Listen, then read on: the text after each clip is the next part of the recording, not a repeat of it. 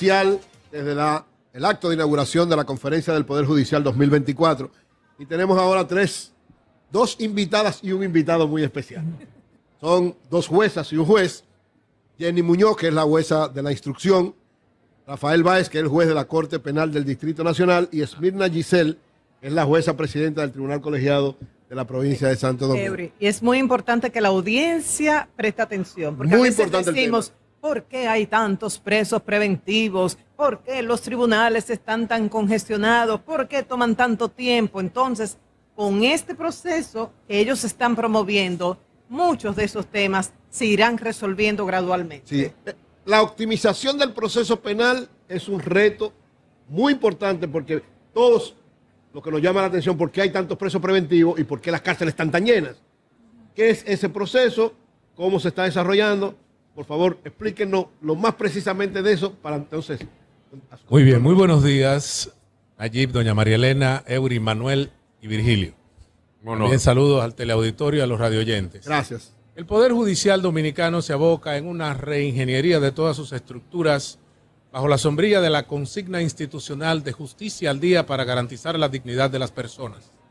Dentro de ese espacio hemos creado, por una iniciativa del magistrado presidente de la Suprema Corte de Justicia, lo que es el programa de optimización del proceso penal, en donde hemos estado en estos 20 años de aplicación del proceso penal examinando qué ha funcionado y qué no ha funcionado para fortalecer lo que ha estado bien y para corregir los aspectos más críticos del funcionamiento del sistema. Dentro de esos puntos más críticos está el sistema de prisiones, el tema de la prisión preventiva y el impacto que esto causa en los tribunales y el sistema penitenciario. Nos explicamos. El proceso fue concebido para que la mayoría de los casos fueran negociados con una salida alternativa. Lo que hemos hecho es, decía el juez presidente, judicializar todo y llevar todo a los tribunales. Y los juzgadores hemos usado la herramienta de la prisión preventiva como un mecanismo de control que lo que ha hecho es afectar el funcionamiento del sistema penal. Más el micrófono. Porque estamos hablando de 62 presos por cada 100 en los penales del país, lo que indica que la prisión preventiva está teniendo un uso desproporcionado. ¿Qué pasa con esto? La sobrepoblación carcelaria que genera el exceso de la aplicación de esta herramienta impacta en un efecto dominó en los tribunales de justicia, porque al haber muchas personas privadas de libertad en condición de presos preventivos se produce un retraso y un retardo procesal en los tribunales de justicia. Por eso los tribunales están llenos de procesos. ¿Qué estamos haciendo para corregir esta situación? Precisamente este plan de optimización del proceso penal desde la pedagogía con todos los actores del sistema, teniendo la Escuela Nacional de la Judicatura como plataforma para examinar por qué hemos estado aplicando incorrectamente la herramienta de la prisión preventiva, si la ley prevé 7 medidas de coerción y los jueces en su mayoría solo estamos aplicando una, que es la número 7, la prisión preventiva. Eso a grosso modo es parte del programa de optimización que impacta todas las jurisdicciones. La etapa inicial, jurisdicción de instrucción, etapa intermedia, etapa de juicio, etapa recursiva y etapa de la ejecución penal. Destacando y puntualizando para ceder el espacio a mis compañeras, hemos hecho una parada técnica en el penal de La Victoria desde hace un tiempo y hemos instalado un juzgado de ejecución penal in situ en la misma cárcel para resolver el problema de las personas que han cumplido condena y no han podido salir por un tema de pago de multa. Estamos haciendo operativos para convertir multas y hemos creado un tablero en donde a diario tenemos un levantamiento que hacemos y contabilizamos la cantidad de personas que están por cumplir para ir resolviendo oportunamente. ¿De cuánto hablamos aproximadamente?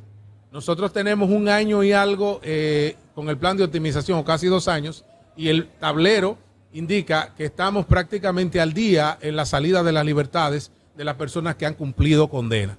Eso es parte de esta misión de justicia al día.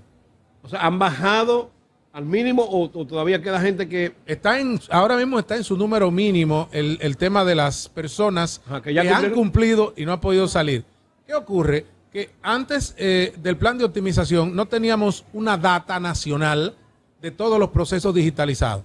Entramos en un proceso de digitalización de los expedientes y una persona puede estar presa en Santiago y su proceso pudo haber sido en la capital y con un clic como todo está digitalizado, podemos conseguir todos los documentos de su proceso para hacer los cómputos y determinar si la persona ha cumplido la pena y si solo está pendiente el pago de la multa o de lo contrario, ordenar su libertad. De manera que hemos reducido la burocracia con la digitalización y la sistematización de la jurisdicción de la ejecución de la pena. Magistrada Esmirna Giselle. Sí, y es importante enfatizar que la situación de los presos preventivos también está muy vinculada a esa incapacidad de respuesta que tenemos los tribunales de juicio, los tribunales de instrucción, por esa gran carga de trabajo. Entonces debemos enfocarnos en asumir todas esas herramientas que el legislador ha puesto a nuestra disposición, que no son herramientas que favorecen al condenado, que favorecen al imputado, que favorecen a la sociedad. El legislador, por ejemplo, nos permite a nosotros recurrir a herramientas que permitan un seguimiento durante el cumplimiento de la pena que garantice una verdadera reeducación, una verdadera reinserción, y siempre hacemos una reflexión nosotros en estos espacios. Aquí no existe cadena perpetua, aquí no existe pena de muerte. Toda persona que comete un crimen, por grave que sea ese crimen, va a salir eventualmente. Nuestro compromiso es que el producto que retorna a la sociedad sea una persona que sea reeducado y que no sea un riesgo. Y eso no lo vamos a lograr solamente encerrándolos en una cárcel. Tenemos que dignificar esa ejecución, pero también recurrir a esas herramientas que tenemos para garantizar un seguimiento, para que el proceso se resuelva de forma temprana, para concentrar los recursos en los asuntos que realmente lo ameritan y ir potencializando todas esas herramientas en beneficio de todos nosotros, los ciudadanos, porque también los imputados, los presos preventivos y los condenados son personas a las que debemos respetarles su dignidad y debemos proveerles de las herramientas para que ellos efectivamente puedan insertarse y no vuelvan a las calles a cometer los mismos crímenes o con una expertise respecto de cómo yo ahora voy a cometer crímenes de mejor manera o más graves. Eso es uno de los ejes centrales de este programa de optimización. Incluye también las diferentes modalidades de mediación, este proceso. ¿O no? Jenny Muñoz. Sí, y en procura de que la optimización sea efectiva, se han identificado dos hitos principales, que es lograr la culminación y respuesta pronta del proceso en 7 meses o menos, dentro de la etapa preparatoria e intermedia, la intermedia que es la que llamamos la audiencia preliminar, y tener una decisión pronta, sencilla y efectiva en ese plazo, y que en la etapa de juicio, en menos de 12 meses, tengamos también la decisión definitiva de la etapa de juicio. ¿Cuánto está ahora? ¿Cuál es el promedio? Nosotros actualmente, en la última estadística, a diciembre del año 2023, teníamos 15.665 privados de libertad de manera preventiva. Es menor que las primeras cifras que se dieron cuando iniciamos el proceso de optimización en el año 2022. Pero ese proceso de optimización nos ha llamado a identificar buenas prácticas y a identificar también debilidades que hemos estado trabajando con el proceso de optimización, tanto de manera interna como externa. Por eso contamos con la mesa multisectorial, que es la mesa donde se conjugan todos los actores principales del proceso penal, aquellos que causan un impacto importante, dígase Ministerio Público, Defensa Pública, abogados privados y todo el público de la sociedad civil que tiene una participación también indirecta. Manuel.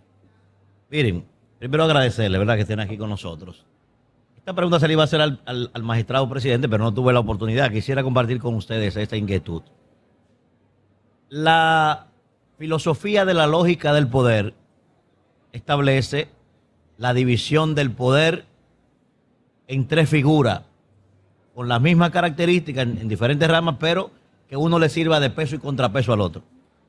Yo de manera particular he sentido que el Poder Judicial se ha aislado de ese proceso, que se ha limitado única y exclusivamente a aplicar, ¿verdad?, y a sancionar al que viola las leyes que el poder político decide.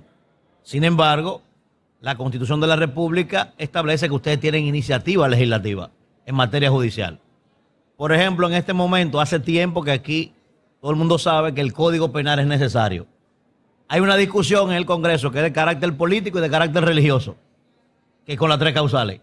Y esa discusión de carácter político y religioso tiene detenido un proceso que es meramente de carácter judicial y unos tipos penales que no existen, que se necesitan. Y yo he sentido que el Poder Judicial se ha aislado de ese proceso. ¿Por qué el Poder Judicial no ha reclamado que se evacúe este código y que el poder político discuta en el momento que le dé su gana y el religioso lo que le corresponde a ellos? ¿Por qué ustedes no han hecho eso?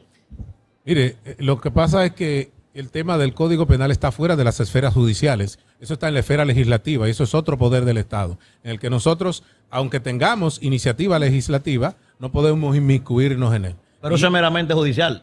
Y lo necesita el Poder Judicial para seguir cumpliendo con su trabajo. Lo que pasa, no hablo de los tipos penales. Yo no me estoy refiriendo a tres causales, ni a discusión política, ni a discusión religiosa, No. Hablo de los tipos penales que el Poder Judicial está necesitando para una aplicación efectiva de la justicia. Lo que pasa es que, como le digo, el Poder Judicial no puede intrometerse en las funciones del Poder Legislativo. El Poder Judicial espera la aprobación del código del órgano legislativo. No es competencia ni atribución del Poder Judicial. Son dos poderes diferentes. Empujar ese tipo de iniciativas. Eso Ellos está pendiente de aprobación. Ellos pueden someter el proyecto, pero no pueden hacer nada más una vez está en el ámbito. Y pedirlo públicamente. Miren, en materia judicial queremos avance, estamos necesitando. Él entiende perfectamente lo que yo estoy diciendo. Yo entiendo lo otro. Una vez planteado, no pueden entrar a la materia, pues ya sería un tema. Lo que no puede salirse de la materia judicial. Lo que no puede salir de la materia judicial. Este proceso, ¿qué tiempo prevén ustedes que este proceso de optimización del proceso penal pueda dar resultados que ya no tengamos? La meta es que no tengamos presos preventivos o que haya muy pocos presos preventivos. Siempre habrá presos preventivos porque siempre habrán conflictos penales y siempre habrá un periodo de espera. Pero digo que hayan 100, 200, hasta 1000, pero no 15.000. Exacto, un periodo de espera en el que se tramita el proceso. El objetivo es y la finalidad es la respuesta oportuna. El preso o la persona imputada o procesada debe de forma pronta y oportuna en los plazos legales recibir respuesta. Soy inocente, muy bien, pues debo salir sin mayores restricciones. Soy culpable, pues tengo la respuesta de que ya tengo certeza de lo que va a acontecer conmigo a partir de ese momento. Inmediatamente interviene una decisión, ya la persona deja de ser preso preventivo y pasa a ser una persona condenada. ¿Cuál es el problema? La dilación en ese trámite en el proceso penal, y en eso es que estamos enfocando nuestros esfuerzos. Hay algunos que dicen que la presión mediática incide en las sentencias de los jueces. Populismo eso es penal. así, ajá. Y el populismo judicial, hablan mucho de eso, y que cuando la sociedad ataca mucho, ustedes buscan la medida ejemplar. ¿Eso es así? ¿Ustedes se dejan llevar de lo que se comenta en los medios? Ok, cada uno de nosotros irá respondiendo. Los jueces somos independientes y no nos permitimos que ejerzan fuerza sobre nosotros los medios de comunicación, que juegan un rol importante en la sociedad. Sin embargo, no pueden ligarnos a nosotros a decidir como ellos entiendan que debe de ser. Los jueces somos independientes. Los jueces estamos solo sometidos a la ley y a la Constitución y no podríamos justificar ninguna decisión que emitamos si no tiene un soporte constitucional y legal. Entonces, poco importaría la presión que se pudiera ejercer si yo no tengo un fundamento que me habilite para emitir la decisión que estoy emitiendo. Y siempre nos abrazamos de esa independencia e imparcialidad.